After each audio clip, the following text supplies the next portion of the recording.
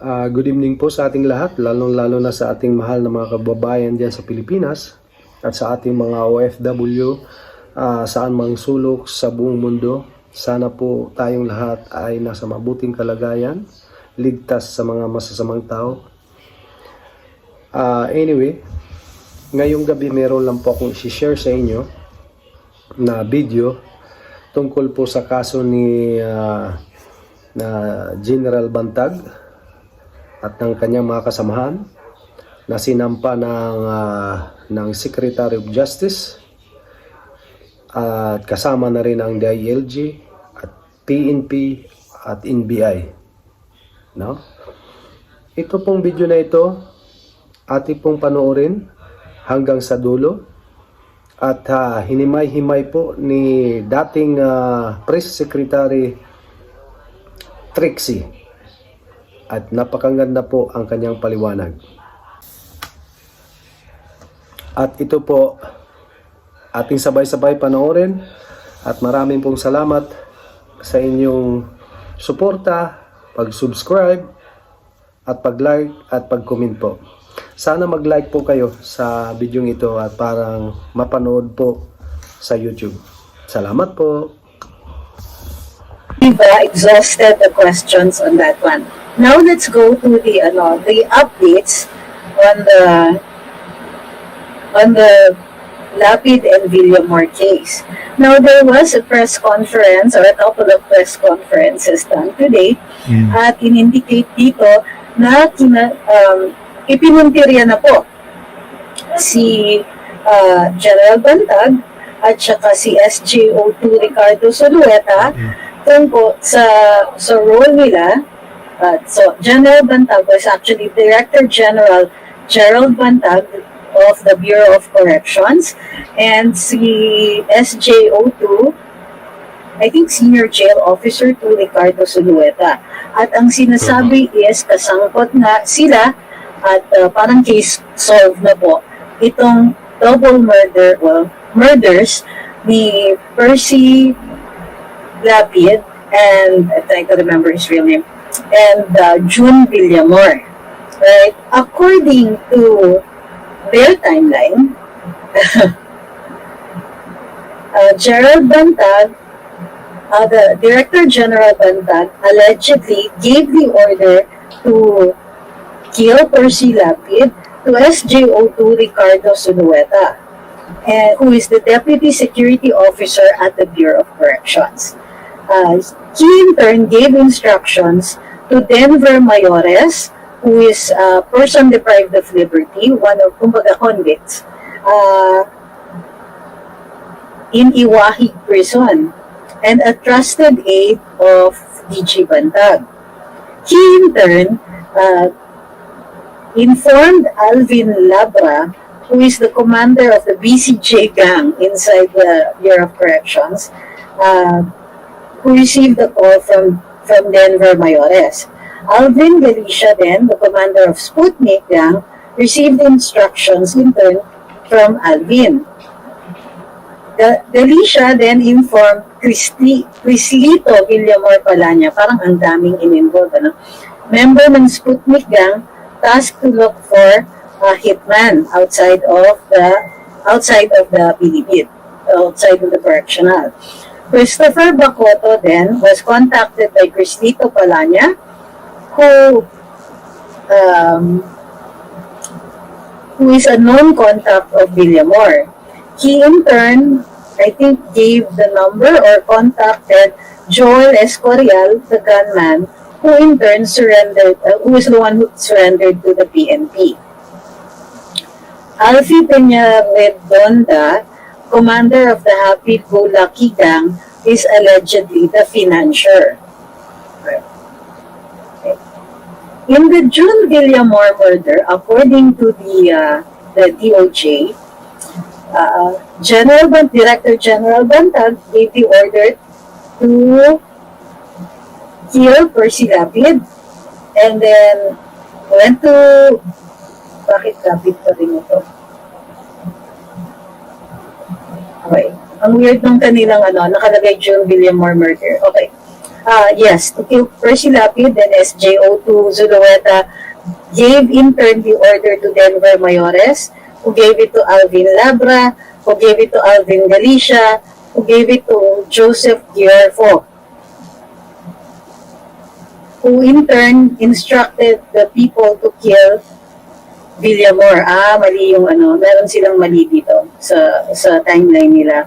It's to kill, supposedly, the orders to kill Villamor came from GEN.BANTAG, went to Zulueta, same route, Mayores, Labra, Galicia, and then to Guillermo, who is a member of the Sputnik gang, and then to Mario Alvarez, also a member of the Sputnik gang, who in turn contacted Vicky Salgado, Christian Rama, Ronnie De La Cruz, Joel Reyes, who are members of the Sputnik gang, and they were the ones who carried out the crime. Okay. Now, according to the narration, yung order to kill Villamor was given because of the presentation of the gunman by the DILG. Okay? But before that happened, allegedly, also the same day, medyo ang weird ng timeline kasi yung oras parang hindi maliwanag eh.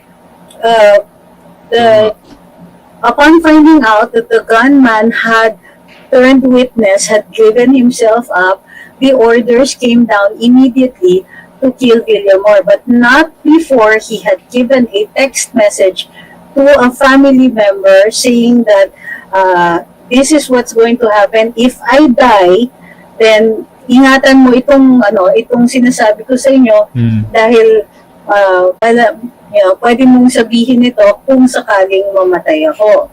Now, according to the description, as soon as the order, member si Villamor ng Sputnik gang, and yet, according to them, because the orders came from above, they carried out the order. So, diba sila, once the order was given, pinuntahan nila si Villamor, who was sitting on his bed, and who did not even put up a fight. I think kumiga siya, or he sat reclined in the bed. They put a plastic bag over his head, and that in turn killed him.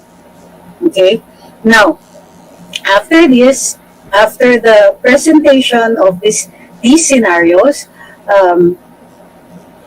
DILG Secretary Benhar Abalos said na dapat si DG at saka si SJO2 ay sumuko na katulad ng confessed gunman who did so because he was afraid for his life.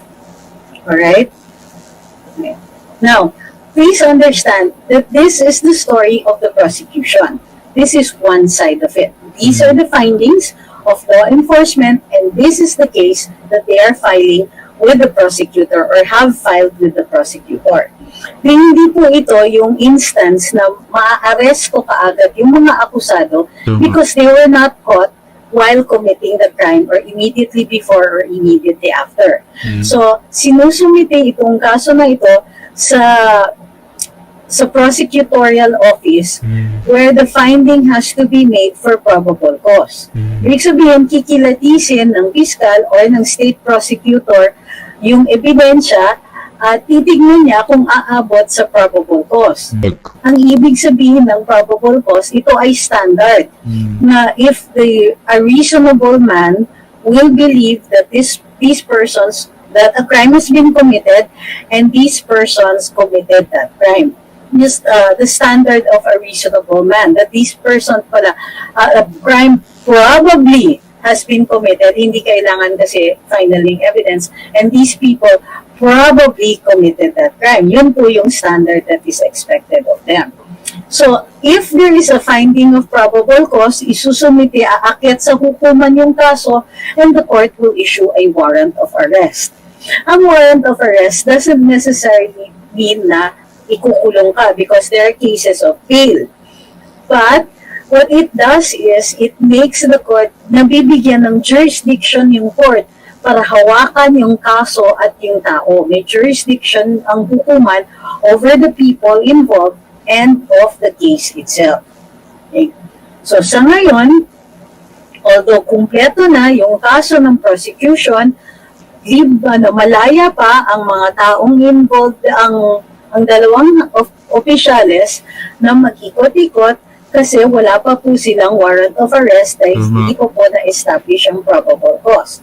Gayon po man, kaya ang words ni Secretary Benhar Abalos are, sumuko ka na habang maaga pa. Diba? Pwede kasing magkaroon ng mitigating circumstance kapag may voluntary surrender. And in this case, kahit wala pang warrant of arrest at sumuko ang isang person of interest or suspect, then this is taken by the court into consideration for the possibility na mabawasan yung sentensya kung sakasakaling guilty yung tao na ito. Okay? So, is murder bailable? Generally, no. Ang homicide bailable. So right now, the charge is still homicide. Bakit? Kasi very specific ang instance ng murder. Merong mga tinatawag na qualifying circumstances. Homicide is what you charge when you have a dead body.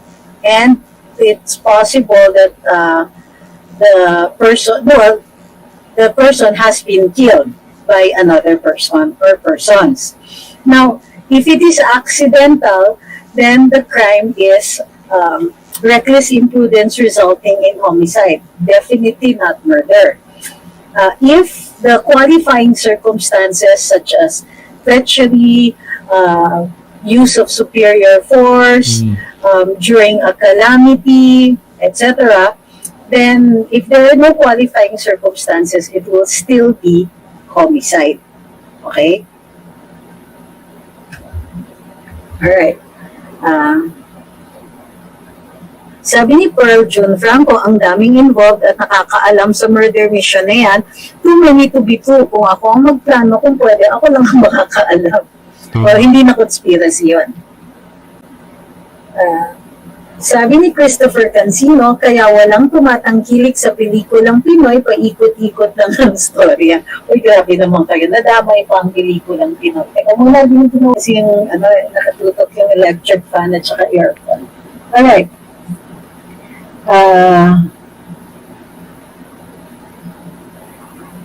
Maging talamak na ang droga dyan sa Bucor, sabi ni Ma'am Leia.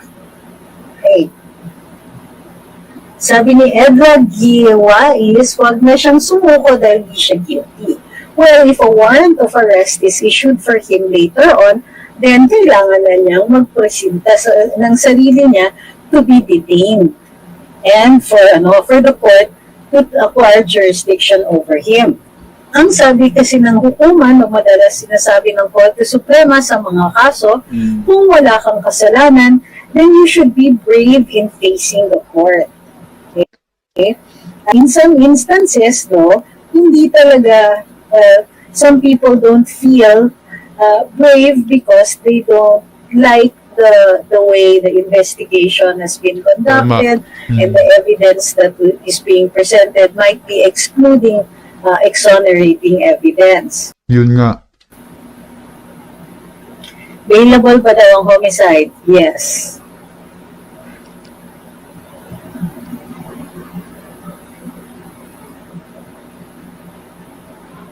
Sabi ni Tetch the Gamer, but Bantag is not an ordinary person. Pag sumuko siya, baka patayin siya sa kulungan. Then he will become the responsibility of the detention officials. Okay? Kapag may mangyari sa kanya, then that is their doing, or the presumption is they were either negligent or it was intentional that something bad happens to him. Ang problema nga is that dahil head siya, tama kayo, ng Bureau of Corrections, if he is, hindi naman siya i-detain doon sa correctional. Iba po kasi ang detention facilities. Plus, mas special yung kanyang detention. Justina, malala ko lang sinabi ni PRRD, if ever mag-aabogado siya sa mga pulis, if ihabla in the line of duty. Pwede rin kaya siya maging abogado ni Bantag. I assume so. if he is up to it. Medyo mabigat kasi mag-take on ng murder case. Tama.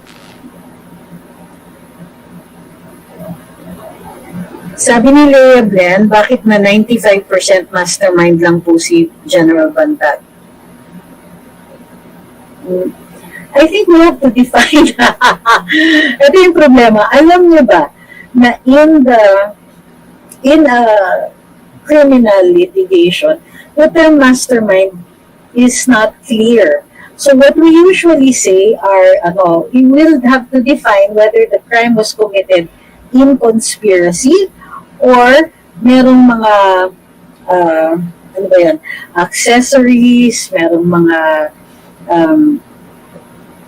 principles by direct participation, principles by indispensable acts, and so on.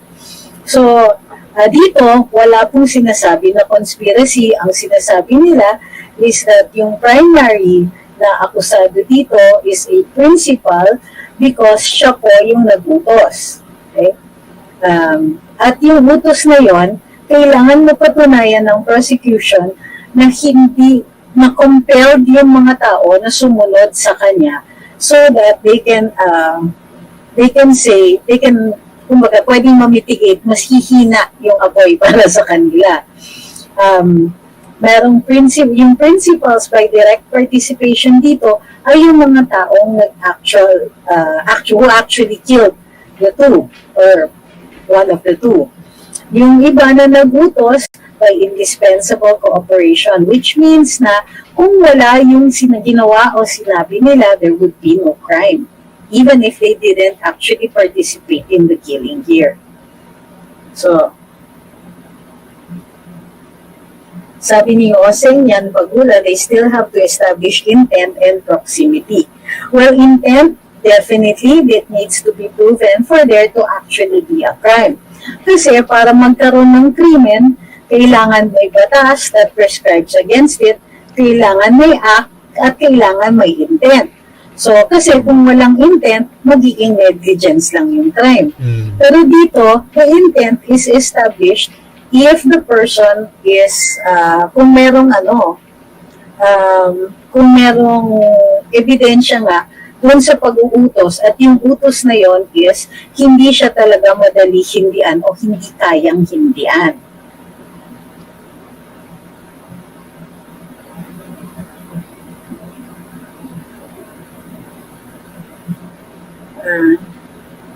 Sabi ni Jess Manalo, hindi kaya palit-ulo ito dun sa kaso ng anak ni SOJ Remulla. Hindi ko po nakikita na may ebidensya o even reasoning that links those two cases. And sinasabi ko that right now, I don't know, it might change in the future, pero right now, hindi ko po nakikita yan.